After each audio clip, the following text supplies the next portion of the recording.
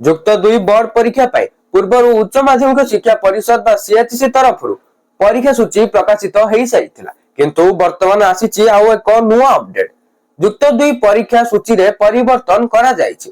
ଯାହା ବି କିଛି ପରିବର୍ତ୍ତନ କରାଯାଇଛି, ଚାଲନ୍ତୁ ଆଜିର ଭିडिଓରେ ଆମେ ଡିଟେଲ୍ସ ଜାଣିବା। ହେଲେ ତାହା ପୂର୍ବରୁ ଭିडिଓଟାକୁ ଲାଇକ୍ କରନ୍ତୁ, ଚ୍ୟାନେଲକୁ ଯଦି ଏପର୍ଯ୍ୟନ୍ତ ସବସ୍କ୍ରାଇବ କରିନାହାନ୍ତି ତାହେଲେ ଏବେ ହିଁ ସବସ୍କ୍ରାଇବ କରି ଘଣ୍ଟି ଚିହ୍ନକୁ ଦବାଇ ଅଲ୍ ନୋଟିଫିକେସନରେ ସେଟ୍ କରନ୍ତୁ, ଯାହାଦ୍ୱାରା ଏଇଭଳି ନୂଆ ନୂଆ ଲାଟେଷ୍ଟ ଅପଡେଟର ନୋଟିଫିକେସନ ସର୍ବପ୍ରଥମେ ପାଇଯିବେ। ତେବେ ଚାଲନ୍ତୁ ସମ୍ପୂର୍ଣ୍ଣ ଅପଡେଟ୍ ଉପରେ ନଜର ପକାଇବା।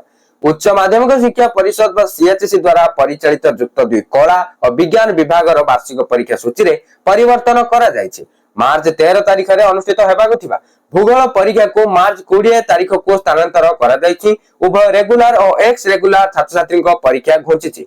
एने सीएचसी पक्षरु मध्य विज्ञप्ति प्रकाश पाइछि। सूचनायोग्य युक्त 2 बोर्ड परीक्षा फेब्रुआरी 16 रु आरंभ होई मार्च 20 तारिख रे सरिबो। पूरा परीक्षा प्रक्रिया सीसीटीवी नजर रे संपादित हेबो।